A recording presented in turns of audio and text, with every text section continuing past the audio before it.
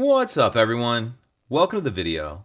Today we're going to take a look at how to replace the battery in this Hyundai Palisade remote key fob. This Hyundai Palisade key fob is going to use replacement battery CR2450, and I'll put a link in the description box of this video to where you can find these replacement batteries if you're in need. The other thing I'm going to be using to change this key fob battery is a flathead screwdriver.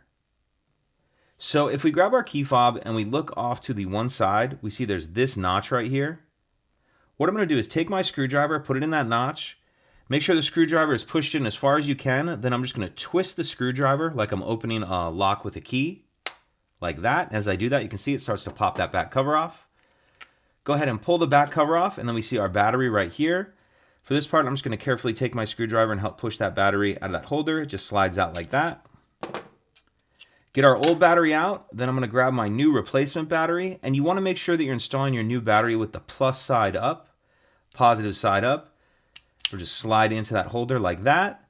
Then you want to make sure that your circuit board is sitting down in that clear rubber piece, in case it's moved around at all. And then we can go ahead and snap the two halves back together. And that's it.